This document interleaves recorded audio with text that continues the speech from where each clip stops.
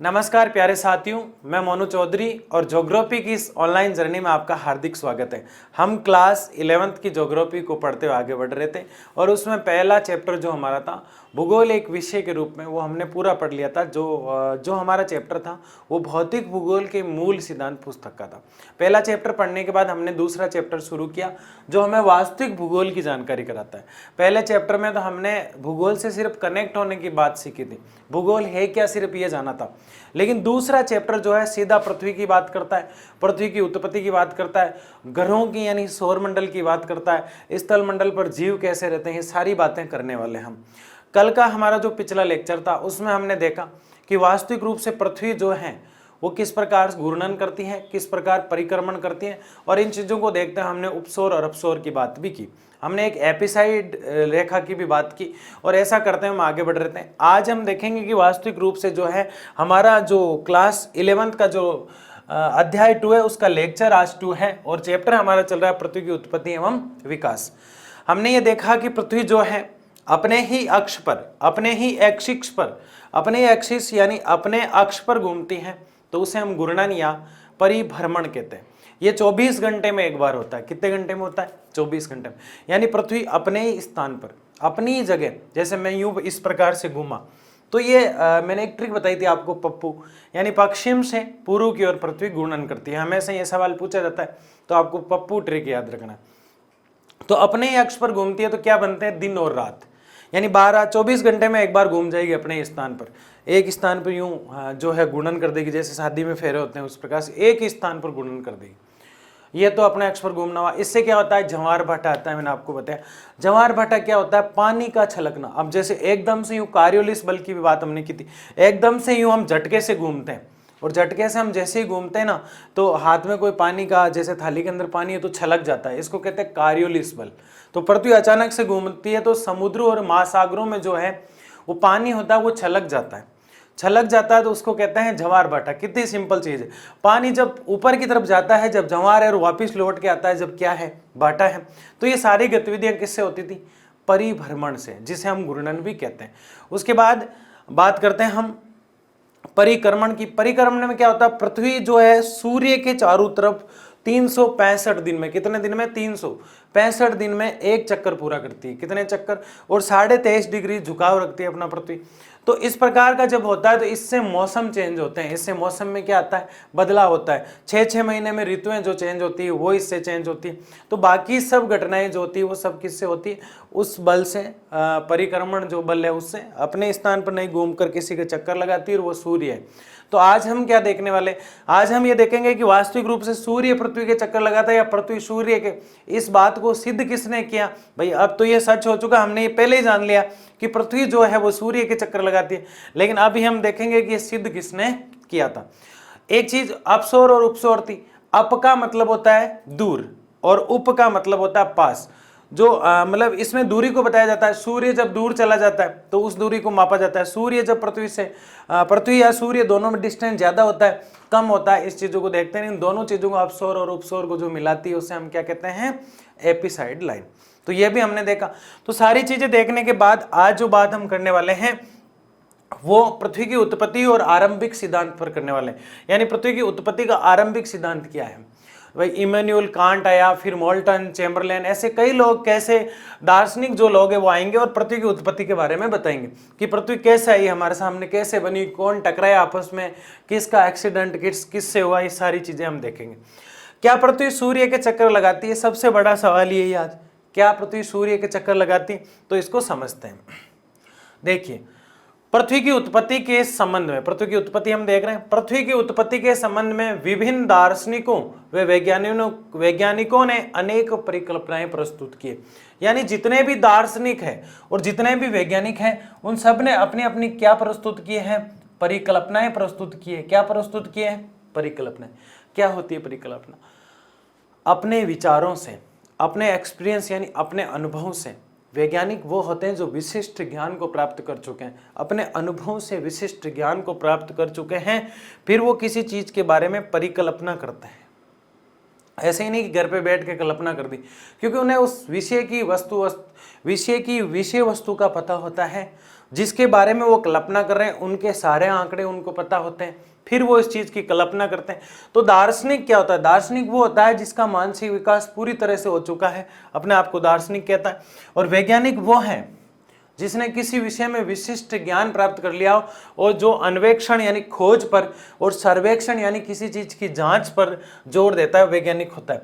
तो दार्शनिक और वैज्ञानिक दो शब्द आए हमारे पास, दार्शनिक और वैज्ञानिक। ये पृथ्वी की उत्पत्ति के बारे में परिकल्पना करते हैं, यानी सोच विचार करते हैं। सच कितना हो पाता है ये हम देखेंगे। इनमें से एक प्रारंभिक यानी शुरुआत में जो वैज्ञानिक या दार्शनिक या खगोलवेता जिन्हें हम कहते हैं, यानी कि पृथ्वी की आंतरिक संरचना की जो जानकारी रखते हैं, पृथ्वी अंदर से कैसी है, कैसे घूर्णन करती है, वो सब क्या होते हैं? खगोलवेता। तो पृथ्वी की उत्पत्ति के संबंध में दार्शनिकों और वैज्ञानिकों ने अनेक परिकल्पनाएं प्रस्तुत की, अनेक धारणाएं, अनेक बातें की। और उनमें सबसे पहले जो बात करने वाले थे पृथ्वी के बारे में, किसके बारे में? धरती के बारे में। किसके बारे में? पूरे जो ब्रह्मांड जो फैला हुआ है, जिसके ऊपर ब्रह्मांड टिका हुआ है, जो पृथ्वी हमारी है, जो गोलाकार है, जिसपे जीव पाए जाते हैं, जिसपे मानव पाया जाता है, उस पृथ्वी की उत्पत्ति के बारे में सबसे पहले बोलने वाले, सबसे मस्त तरीके से, जिनका जो विचार था, जिनका वो वोट था, जिनका जो मत था, वो पूरे विश्व में, पूरे वर्ल्ड में, पूरे संसार में लोकप्रिय यानी शानदार तरीके से चला। और उस व्यक्ति का, उस दार्शनिक का नाम था इमैनुअल कांट। क्या नाम है इनका? Immanuel Kant. जर्मनी के रहने वाले थे, इसलिए आगे लगा है जर्मन। मैं आपको ये कह रहा हूं, पृथ्वी के उत्पत्ति के बारे में जब बताने की बात शुरू हुई तो सब लोग अपने अपने विचार प्रस्तुत कर रहे थे, लेकिन सबसे शानदार, सबसे महत्वपूर्ण, सबसे सटीक और सबसे प्यारा, जिसे हम लोकप्रिय जवाब, लोकप्रिय मत, लोकप्रिय वोट कह सकते हैं, सबसे अच्छी बात कहने वाले वैज्ञानिक जो थे, दार्शनिक जो थे, वो थे जर्मन के। कहाँ के थे? जिनका नाम था दार्शनिक इमैनुअल कांट। ये याद कर लेना नाम, यही देखिए इसको यही याद करना है आपको, इमैनुअल कांट। ये 100% पूछा जाता है। पृथ्वी के बारे में सबसे पहले कौन बता रहा है? Immanuel Kant. तो इमैनुअल कांट ने पहली चर्चा की है 1796 में, 1796 में गणितज्ञ यानी गणित का विशिष्ट ज्ञान रखने वाले गणितज्ञ, भूगोल का रखने वाला भूगोलवेता, राजनीति का रखने वाला राजनीतिज्ञ, अर्थशास्त्र का रखने वाला अर्थशास्त्री, वैसे ही गणित का विशिष्ट ज्ञान रखने वाले, गणित में जिन्होंने बहुत अच्छी ख्याति प्राप्त कर ली है, बहुत अच्छी जिनकी पकड़ है, बहुत अच्छी जिनको नॉलेज है, और उनका नाम है लाप्लेस। बहुत इंपॉर्टेंट है लाप्लेस। इमैनुअल कांट का नाम हमने पढ़ा, लोकप्रिय विचार उनका था, लेकिन इन्हीं की बात को थोड़ा सा बदलकर, थोड़ा सा मोड़कर, थोड़ा सा संशोधन करके, थोड़ा सा बदलाव, थोड़ा सा चेंज करके कहते हैं लाप्लास, यानी संशोधन प्रस्तुत करते हैं। किसकी बात में? इमैनुअल कांट की बात में। इमैनुअल कांट की बात में कौन बदलाव कर रहा है? लाप्लेस। लाप्लेस, ठीक है, बहुत अच्छी बात है। ये ठीक वैसा ही है, हमने जब बेसिक ज्योग्राफी की बात की थी, हमने कहा था कि इरेटोस्थनीज जो है वो व्यक्ति है जिसने भूगोल शब्द का प्रयोग किया, और ये ग्रीक और यूनानी लोग थे। 276 ईस्वी पूर्व की बात मैं बता रहा हूँ। लेकिन इरेटोस्थनीज ने तो सिर्फ भूगोल शब्द दिया, भूगोल को व्यवस्थित, भूगोल को अच्छा बनाने में, भूगोल के जिन्हें हम पिता कहते हैं वो है हिकेटियस। कौन है?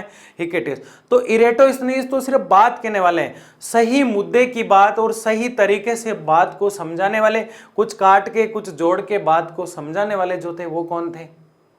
हिकेटियस। ठीक जैसा वहां हुआ ठीक वैसा ही पृथ्वी की उत्पत्ति, सिर्फ और सिर्फ किसकी?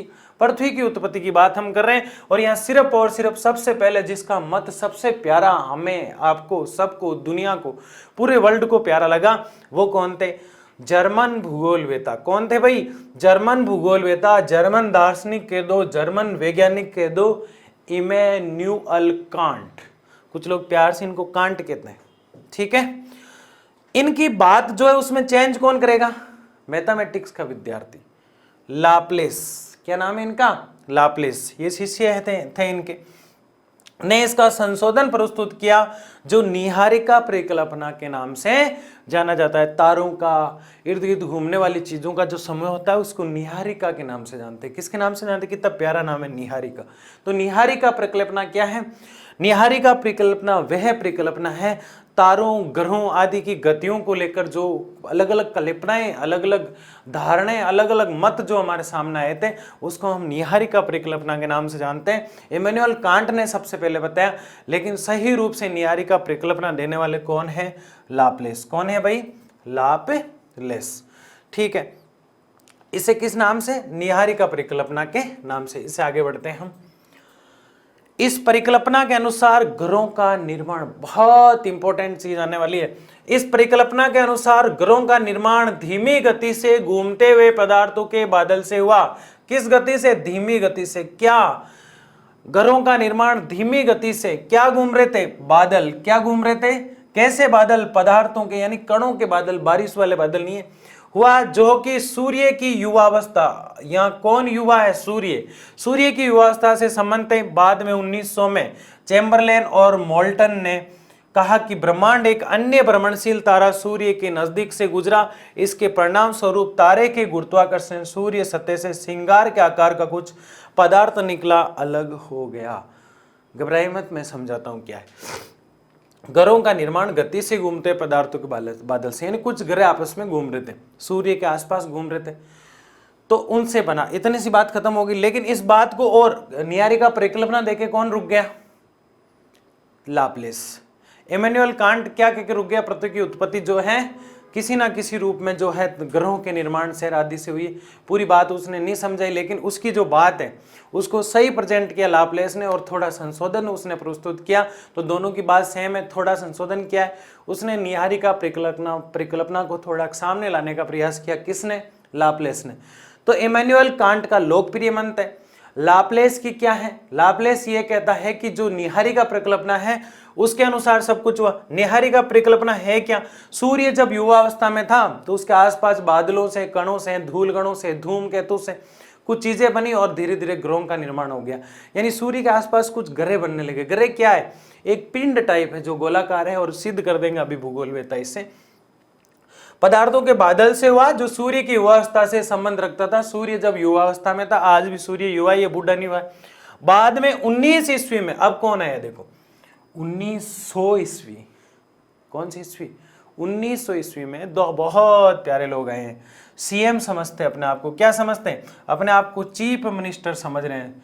सी से चैम्बरलेन और एम से मोल्टन। तो अब आया सीएम। बताओ पहले कौन आया? Immanuel Kant. इसने कहा ग्रहों का निर्माण जो है धूल कणों से हुआ। उसके बाद आया लाप्लेस। लाप्लेस ने क्या कहा?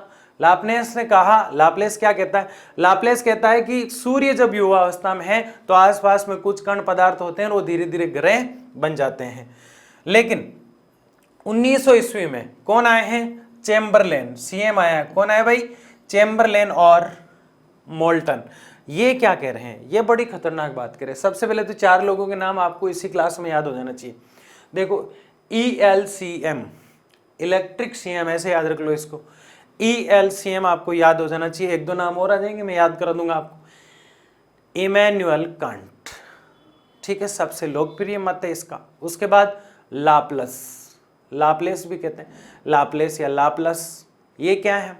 ये पदार्थ और कणों से निहारिका परिकल्पना रहते हैं। इसकी बात को और आगे ले जाने का काम चैम्बरलेन और मोल्टन करते हैं। क्या कहते हैं? ये ब्रह्मांड में एक अन्य भ्रमणशील तारा सूर्य के नजदीक से गुजरा। ये सूर्य है और एक इधर से और तारा आया लहराता हुआ। अब कोई मच्छर है, एक मच्छर के पास दूसरा मच्छर आ गया, लेकिन अब ये कह रहे हैं तो मानना पड़ता है। ये आधी चीजें खारिज हो चुकी है। अब बिग बैंग सिद्धांत हम पढ़ेंगे तो उसमें ये सारी चीजें रिजेक्ट हो जाएगी। तो फिर आप कहेंगे फिर इन्हें पढ़ क्यों रहे हम? क्योंकि ये इनकी धारणा है, इन्होंने प्रयास तो किया है। जिसने मेहनत की उसको याद करना चाहिए, चाहे तुक्का ही मारा है। ठीक है, तो क्या है? सूर्य जो है उसके पास में एक तारा और आया घूमता हुआ, और जैसे ही उसके पास से स्पीड से निकला तो आपको पता हवा का झोंका, पता नहीं क्या क्या ले जाता है, वो वाला मामला, वो पास से निकला। अब आप जानते हैं कि पृथ्वी जो है उसमें भी गुरुत्वाकर्षण है, हर चीज को खींचती है, और आकाश में भी गुरुत्वाकर्षण है। तो जाहिर है कि सूर्य में भी गुरुत्वाकर्षण होता होगा। तो सूर्य जो गुरुत्वाकर्षण है उसमें है और वो धीरे से उस दूसरे तारे को आकर्षित करने लगा। तो देखिए क्या होता है, एक चीज जब दूसरी चीज को आकर्षित करती है तो या तो बहुत अच्छा हो जाता है या बहुत कुछ टूट जाता है। तो बेचारे का दिल टूट गया दूसरे वाले तारे का। कैसे, देखिए ब्रह्मांड में एक अन्य भ्रमणशील तारा, दूसरा तारा, सूर्य तारा है। मैंने आपको कल बताया, मैंने आपको 3 चीजें बताई है, हमेशा याद रखना है उसको। बहुत पढ़े से पढ़े, अच्छे से अच्छे लोगों से मैंने पूछ लिया, बताओ सूर्य क्या है? सब लोग ग्रह बताते हैं। अरे भाई सूर्य तो बेचारा कुछ भी नहीं बन पाया जिंदगी में, इतना निकम्मा था। तारा है, क्या है भाई? ये तारा, सूर्य तारा है। फिर मैंने पूछा चंद्रमा क्या है?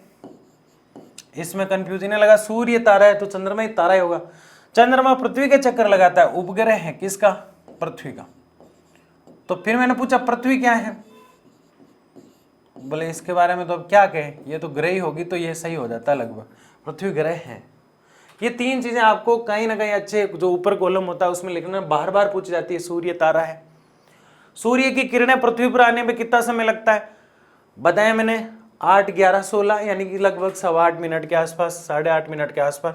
जबकि चंद्रमा बेचारा भोला डला आदमी है, 1.25 सेकंड में तो ले पृथ्वी के ऊपर, जबकि वो 8, 8.5 मिनट लेता है। सूर्य इतना एटीट्यूड के साथ हमें किरणें देता है, बहुत दादागिरी करके हम तक किरणें पहुंचाता है। जबकि चंद्रमा फास्टली 1080 की स्पीड के अंदर, ठीक है। पृथ्वी सूर्य के चक्कर लगाती है, लेकिन अभी तक ये लोग समझ ही नहीं पाए, क्योंकि हमने तो फाइनल चीज देख ली इसलिए पढ़ा उस चीज को। भ्रमणशील तारा सूर्य के नजदीक से गुजरा, सूर्य के पास में आके गुजरा। इसके परिणाम स्वरूप तारे के गुरुत्वाकर्षण ने, खिंचाव ने, अपनी ओर आकर्षित करने के दम ने इंप्रेस करके गुरुत्वाकर्षण से सूर्य सतह से सिंगार के आकार का कुछ पदार्थ निकल गया। लेटर फेंक दिया उसने धीरे से। कैसे? ये सूर्य है, मतलब तारा है, इसके पास से दूसरा तारा गुजरा। तो गुजरा तो ये जैसे ही बराबर है, तो इसके गुरुत्वाकर्षण ने क्या किया, पूरा तो इसको नहीं ले पाया, लेकिन इसका कुछ पार्ट खींच लिया। यहां से खींचने के बाद वो जो पार्ट था वो धीरे से गिरने लगा, और वो सिंगार का मतलब जो होता है, सिंगार की आकृति का मतलब होता है जो आपने चिलम वगैरह जिसे हम कह सकते हैं, हुक्का जो होता है एक धूम्रपान का होता है, यूं टेढ़ा सा होता है इस प्रकार का, उसको पिया जाता है, नशेड़ी लोगों के काम होते हैं ये। मैं मतलब आप बड़े भूगोलवेत्ता बनेंगे ना, सिंगार को बदल देना यहाँ से, है ना। आधी लड़कियां सोच रही है श्रृंगार है, ये वो सिंगार नहीं है लिपस्टिक वाला, फेयर लवली वाला, सिंगार है। तो सिगार की आकृति जो है वो बनने लगी। क्या हुआ फिर? कुछ पदार्थ निकलकर अलग हो गया। अभी अलग हुआ, तारे से तारा पास में आया, तारा सितारा, तारा से तारा पास में आया, कुछ चीज बाहर निकली और सिगार के रूप में अलग हो गई। आगे देखिए क्या हुआ। कौन बता रहा है ये चीज? सीएम बता रहा है। कौन बता रहा है? चैम्बरलेन और मोल्टन। ये तारा जब सूर्य से दूर चला गया, ठीक है ना, बहुत दूर चला गया, हम तो डूबे जो डूबे सनम तुम्हें भी ले डूबे, सूर्य को छोड़ के चला गया। देखिए क्या हुआ, सूर्य सतह से बाहर निकला हुआ है, ये पदार्थ सूर्य के चारों तरफ घूमने लगा और यही धीरे धीरे संघनित होकर ग्रह बन गए। क्या बन गए?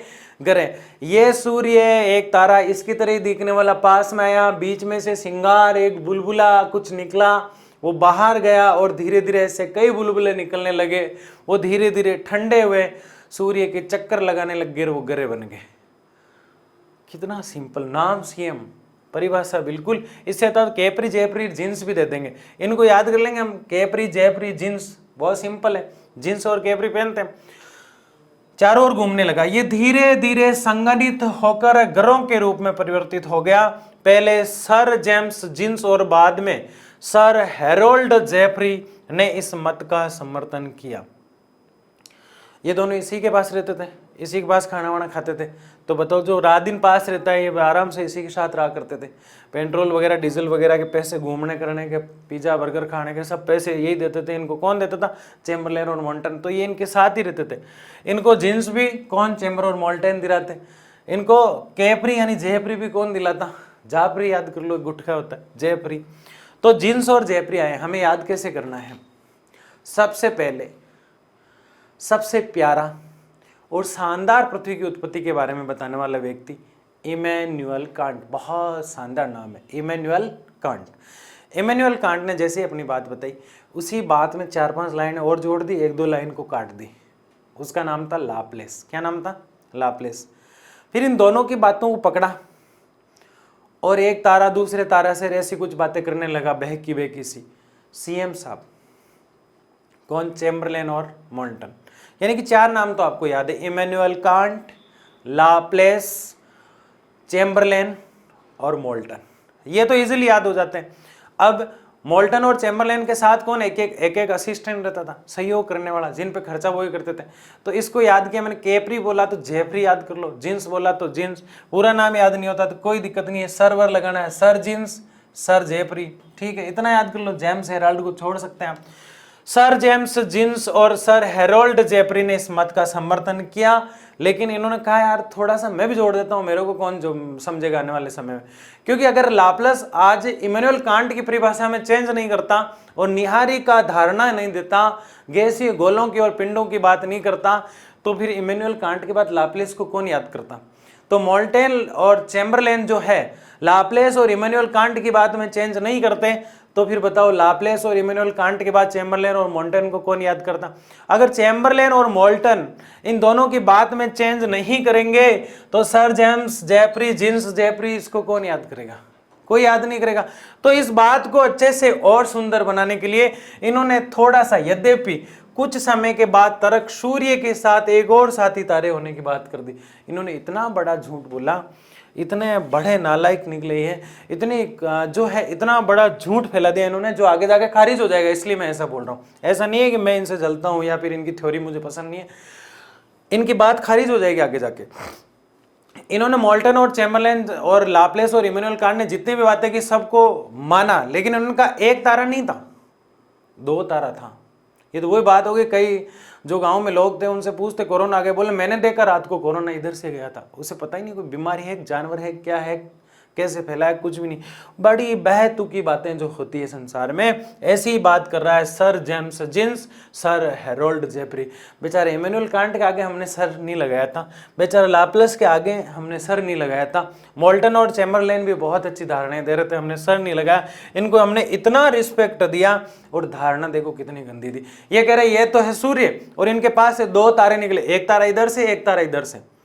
इन्होंने ये माइंड कैसे दौड़ा? आप भी दौड़ा सकते हैं। अब आप जो पढ़ रहे हैं आप भी एक धारणा दे सकते हैं यहाँ पे कि एक तारा नहीं 8-9 ग्रह हैं, तो 9-10 तारे और निकले थे पास से और सभी टूटे थे, तो 8-9 ग्रह बन गए। तो ये ऐसा ही सोच रहे थे। इन्होंने सोचा एक निकला तो सिर्फ पृथ्वी बनेगी, फिर 7-8 शनि सोम बुध गुरु जितने भी, ये बाकी कहाँ से आए? अरुण वरुण जरुण परुण जितने भी होते हैं, ये बाकी कहाँ से आए? तो फिर इन्होंने ये धारणा प्रस्तुत कर दी। अब आप उनको क्या, आप उनको बस याद करना है। और करेंगे कैसे? इमैनुअल कांट थोड़ा सा काटा छीटी करके लाप्लास, थोड़ा सा बदलाव करेगा कौन? चैम्बरलेन और मोल्टन, थोड़ा सा बदलाव करेगा कौन? जेम्स जिन्स और हेराल्ड जेफरी। यहां तक बात समझ में आ रही? ये क्या कह रहा है? 2 तारों का सिद्धांत। नियारी का कौन, मतलब नियारी का परिकल्पना कौन देता है? लाप्लास। आधे लोग लिखते हैं नियारिका में, नियारी का परिकल्पना कौन? लाप्लास। ठीक है। चैम्बरलेन और मोल्टन बस सूर्य युवावस्था की बात करते हुए आगे बढ़ रहे हैं कि ऐसे तारा वारा टूटा। उस बात में 2 तारों की बात कौन कर देगा? जिन्स और जेफरी। ये क्या कहेंगे? 2 तारे निकले और इस बात को कहते हैं द्वैतारक सिद्धांत। क्या कहते हैं? द्वैतारक सिद्धांत। यानी 2 तारे, ये तो मेन तारा है सूर्य है, एक तारा इधर से निकला, एक तारा इधर से निकला और जो टूट पाट होके ग्रह बनने लग गए। कितने मजे ले रहे हैं। मतलब ये 1900 तक ज्योग्राफी का कोई अस्तित्व ही नहीं बन पाया। ऐसे ऐसे लोग आते थे, आप जैसे लोग होते ज्योग्राफी को बदल के रख देते उस समय। और आ रहे हैं, देखो ऑटो चलाने वाला भी आ रहा है। द्वैतारक सिद्धांत के नाम से जाने जाते हैं। 1950 में नाराज हो गया, रूस गया। मतलब कौन? ऑटो चलाने वाला। उसने कहा मेरा नाम ऑटो शिमिड है और मैं रूस का रहने वाला हूं और मेरे साथ जो है आज के समय में जो जुर्म करने वाला व्यक्ति है जर्मनी का काल वाई जास्कर, रोज पढ़ता है भास्कर, ये मेरे साथ है, ये मेरी सवारी है। 2 लोग और आ गए। देखो 2-2 के ग्रुप आ रहे हैं, क्या पता कोई पीट दे कर दे। पहले तो सिर्फ कौन आया? सोच रहे हैं, पता नहीं भूल गए इतनी देर में। इमैनुअल कांट, उसके बाद अरे लाप्लास, उसके बाद चैम्बरलेन और मोल्टन, फिर जेम्स जिन्स और जेफरी, इतना सिंपल याद रखना। लेकिन अब कौन आ रहा है, ऑटो चला के सवारी लेके आ रहा है, कौन, वाई जास्कर की सवारी है, ऑटो में बैठी हुई है, एक रूस का है और एक जर्मनी का है, एक रूस का है और जर्मनी का है, अधिकतर जर्मनी के आते हैं। रूस के ऑटो शिम्ड और जर्मनी के कार्ल वाई जास्कर ने न्याहारिका परिकल्पना में कुछ संशोधन कर दिया। बेचारा लाप्लेस खत्म हो गया था, इस समय एक्सपायर हो गया था, बेचारा दुनिया छोड़ के चला गया, तब ये क्या दे रहे हैं, न्याहारिका परिकल्पना। यानी ये किसकी बात में चेंज ला रहे हैं, इमैनुअल कांट और लाप्लेस की बात में, क्योंकि न्याहारिका की बात कौन करता है, इमैनुअल कांट और लाप्लेस। एक तारे की बात कौन करता है, चैम्बरलेन और मोल्टन। दो तारों की बात कौन करता है, जिन्स और जेफरी। लेकिन इमैनुअल कांट और लाप्लेस की जो धारणा है न्याहारिका, उसमें बदलाव कौन कर रहा है, ऑटो शिम्ड और कार्ल वाई जास्कर। देखो सीक्वेंस से समझा रहा हूं मैं, आपको समझ में आ जाना चाहिए मेरे हिसाब से। इमैनुअल कांट और लाप्लेस किसकी बात कर रहे हैं, न्याहारिका परिकल्पना की। अब इसको ये चेंज कर रहे हैं, लेकिन इससे पहले हम स्टेप बाय स्टेप न्याहारिका परिकल्पना ई और एल, मैंने बताया आपको ई और एल, ठीक है, ये ई ये एल, ये न्याहारिका परिकल्पना की बात कर रहे हैं। फिर मैंने कहा सीएम साहब आएंगे, जो है तारा, तारा के पास से निकला और तारा टूट गया, एक तारे की बात करते हैं, ठीक है। लेकिन फिर जिन्स और जेफरी आएंगे, कौन आएंगे, जिन्स और जेफरी आएंगे, जिन्स और जेफरी ये दोनों आएंगे। ये कहेंगे, क्या कहेंगे, दो तारे थे और दो तारे आपस में टूटे करे घरों का निर्माण हो गया, ये बात कहते हैं। लेकिन इसके बाद देखो, अब ऑटो चलाने वाला वाई जास्कर, ऑटो शिमिड और वाई जास्कर, मैं आपको याद करवाने के लिए ऑटो वाला और भास्कर बोल रहा हूँ। ऑटो शिमिड और वाई जास्कर, बड़ी इज्जत से नाम इनका हम लेना है, ऑटो शिमिड और वाई जास्कर, ओवी, ठीक है। तो ये ओवी आया, इसने क्या किया, इसने जो ई एल यानी कि लाप्लेस और इमैनुअल कांट ने जो बात कही, न्याहारिका परिकल्पना की, किसकी बात कही, न्याहारिका परिकल्पना, इसको बदल दिया, न्याहारिका परिकल्पना को। अब आपके समझ में आ गया होगा, इन्होंने जो बात कही है इसको इन्होंने बदल दिया। ये तो बेचारा कुछ नहीं कह रहा, ये कह रहा है एक तारा घूम रहा है दूसरे तारे के पास से, ये कह रहा है एक नहीं है दो तारे घूम रहे हैं, हमने देखे हैं रात को, है ना, पता नहीं क्या देखा इन्होंने, ठीक है। ने न्याहारिका परिकल्पना में कुछ संशोधन करके जिसमें भिन्न था, इसके विचार से सूर्य सौर न्याहारिका से घिरा हुआ है, जो मुख्यतः हाइड्रोजन, हीलियम और धूल कणों से बनी होती है। देखो यार, ये आप भी कर सकते हो, ये कोई बड़ी बात नहीं है, नाम इनके ऐसे आ रहे हैं तो इसका मतलब ये नहीं कि ये परिभाषा यही दे सकते हैं। अब ये क्या कह रहे हैं, ऑटो शिमिड और वाई जास्कर, ये कह रहा है, ये क्या कह रहा है सुनो, ये कह रहा है कि जो चैम्बरलेन और मोल्टन, सीएम ने कहा एक तारा है, वो भी नहीं है, तो फिर बोला आप बताओ कितने। फिर ये कहते हैं जेफरी और जिन्स ने कहा दो तारे हैं, वो भी नहीं है, तो फिर बोले तू बता कहना क्या चाहता है, इसने कहा रुक जा, ऑटो चला गया हूँ, अभी मुंह धोता हूँ फिर बताता हूँ मैं। वाई जास्कर से पूछता है क्या कहना है, तो वाई जास्कर कहता जो सोच का है टिका दे, हमारा जो प्लान है वो सारा बता दे। तो ये कहता ऑटो शिमिड और वाई जास्कर कहता एक तारा, एक तो तारा है ही, उसके आसपास ढेर सारे तारे निकले और तारों में से कुछ गुरुत्वाकर्षण हुआ और धीरे धीरे धूल के कण निकले, हाइड्रोजन और हीलियम मिला उन धूल के कणों में और धीरे धीरे धीरे ग्रह बन गए। लो पता नहीं क्या क्या बना देता ये। तो हाइड्रोजन और हीलियम और धूल कणों से अनेक तारों के पास से सूर्य तारे के रूप में जो है, सूर्य तारे के रूप में जो है उसके पास से अनेक तारे निकले और कुछ गुरुत्वाकर्षण सिगार टाइप कुछ टूटा और उसमें धूल कण मिल गए। हीलियम, हाइड्रोजन हल्की हल्की गैसें होती है जो वायुमंडल के ऊपरी हिस्से में पाई जाती है। सबसे ज्यादा भारी गैस होती है कार्बन डाइऑक्साइड, जो वायुमंडल की शोभमंडल परत पर देखने को मिलती है। हीलियम और हाइड्रोजन हल्की गैसें होती है जो पृथ्वी के ऊपर सबसे ऊपर वायुमंडल का लास्ट हिस्सा जिसे हम बहिर्मंडल कहते हैं उसमें पाई जाती है। तो यहां जब धूलकण ये सब मिले धीरे धीरे ग्रह बनने लग गए। तो इस प्रकार की धारणाएं होने लगी। आगे देखते हैं, इन कणों के घर्षण व टकराने से एक चपटी तस्तरी की आकृति के बादल का निर्माण हुआ। अभिवृद्धि प्रक्रम द्वारा ग्रहों का निर्माण हुआ। ये कह रहे हैं ये जैसे टकराए टकरा की यूं एक धीरे धीरे प्लेट टाइप बनने लगी। लो भगवान करे ग्रहण लग जाए इन सबको, पता नहीं कैसी कैसी चीजें बता रहे। ये क्या कह रहे, ये कह रहे कि धूलकण मिले, फिर उनमें हाइड्रोजन मिल गया, फिर उनमें हीलियम मिल गया। कौन कह रहे हैं? ऑटो शिमिड और वाई जास्कर। ये कह रहे हैं कि सारी चीजें मिलने से धीरे धीरे तस्तरी नुमा बना और वो फिर गोल हो गया और फिर वो ग्रह बन गए। प्रक्रम द्वारा ग्रहों का निर्माण हुआ। अंत तो गत्वा वैज्ञानिक ने पृथ्वी या अन्य ग्रहों की ही नहीं वरन पूरे ब्रह्मांड की उत्पत्ति संबंधी समस्याओं को समझने का प्रयास किया। अभी तक समझ नहीं पाए ये भी। अब बड़ा खतरनाक नाम आया, क्या नाम? अंत तो गत्वा, लास्ट में आया इसलिए इसका नाम ही क्या है? अंत। सबसे लास्ट में आया इसलिए इसका नाम क्या है? अंत गो गत्वा।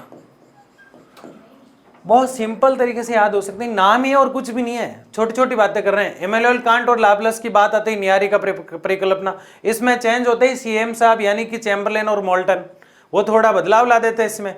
अब चैम्बरलेन और वोल्टल जैसे ही जाते हैं कौन आ जाता है? एक तारे की बात करने वाला, फिर दो तारों की बात करने वाले, सारी चीजें हम देख चुके हैं। वैज्ञानिकों ने पृथ्वी और ग्रहों की नहीं वरन पूरे ब्रह्मांड की जो चीज है उसको खोजने का प्रयास किसने किया है? अंत गोतवा ने। ठीक है, आगे बढ़ते हैं। पृथ्वी वर्सेज सूर्य। सबसे पहले बेवकूफ आदमी आता है टोलमी, बड़ी बेवकूफी बात करता है। ये मैं नहीं कह रहा हूं, आप खुद कहेंगे। ये कह रहा है सूर्य पृथ्वी के चक्कर लगाता है। लगाती कर दिया, इसको लगाता कर देना आपको, ठीक है। सूर्य पुल्लिंग है, लगाती नहीं, बेचारा बुरा मान जाएगा, कल को निकलेगा ही नहीं शर्म के मारे। सूर्य पृथ्वी के चक्कर लगाता है। कौन कह रहा है? टोलमी। इसको क्या बोलो? इसने कहा ठीक है, आप मुझे कह रहे हो टोलमी, तो मैं बोलता ही हूं।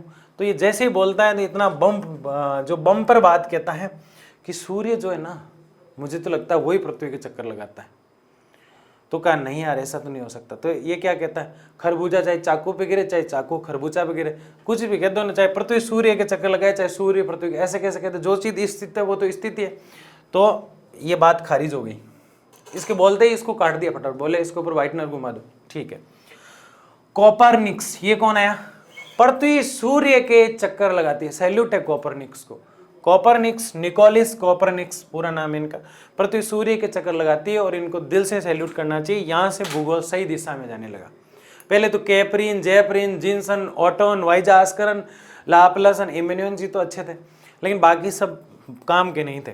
कोपरनिक्स ने बहुत अच्छी बात कही, पृथ्वी सूर्य के चक्कर लगाती है। किसके चक्कर लगाती है? पृथ्वी सूर्य के चक्कर लगाती है। बहुत अच्छी बात है।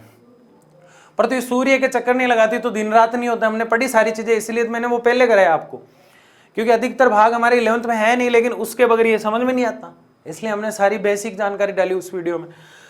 गरे आगे केपलर। अब एक बच्चा मेरे पास ऑफलाइन क्लास में है, वो कह रहा है कोपरनिक्स और केपलर एक ही है। कोपरनिक्स और केपलर एक ही है, पता नहीं कहां से पढ़ा। दोनों अलग अलग है, दोनों का अलग अलग समय है, दोनों बात भी अलग कहते हैं। ये कह रहा है ग्रह सभी सूर्य के चक्कर लगाते हैं, ये सिर्फ पृथ्वी को कहता है। इसके बाद में आया कोपरनिक्स जो है, केपलर जो है कोपरनिक्स के काफी बाद में है, लगभग 27-28 साल का इनमें अंतर है। पता नहीं कहां से पढ़ा बच्चा, मेरे को कह रहा है दोनों एक है। मैंने कहा भाई धन्यवाद है। गैलीलियो ये कह रहे हैं, इन्होंने सिद्ध कर दिया कि वास्तव में पृथ्वी और जो ग्रह हैं वो सूर्य के चक्कर लगाते हैं और गोल है। किसने सिद्ध किया? गेला आदमी, भोला आदमी, जिसको सब गेला समझ रहे थे। मारवाड़ी में एक शब्द होता है गेला, भोला डाला, बेचारा कुछ भी नहीं, ऐसे बिल्कुल अलग ही बैठा था, सबकी बातें सुन रहा था। इमैनुएल कांट ने क्या कहा आराम से सुना, लाप्लेस ने क्या कहा आराम से सुना, मोल्टन ने क्या कहा सुनते रहिए, याद हो जाना चाहिए आपको। मैं बोलता जा रहा हूँ, आप माइंड में रिवाइज करते जाइए। ये आराम से गेला आदमी, भोला आदमी, बिल्कुल शांति से बैठा बैठा सबकी बातें सुन रहा है, सीधा जिसे हम कह सकते हैं। सबसे पहले इसने किसकी इस बात को पढ़ा या देखा या सुना? इमैनुएल कांट की बात को। फिर इसने लाप्लेस को समझा, फिर इसने मोल्टन को, फिर इसने चैम्बरलेन को, फिर इसने जिन्स को, फिर इसने जेफरी को, फिर इसने ओटो शिमिड को, फिर इसने वाइजास्कर को, सारे नाम आ रहे। फिर अंत गोतवा को इसने समझा।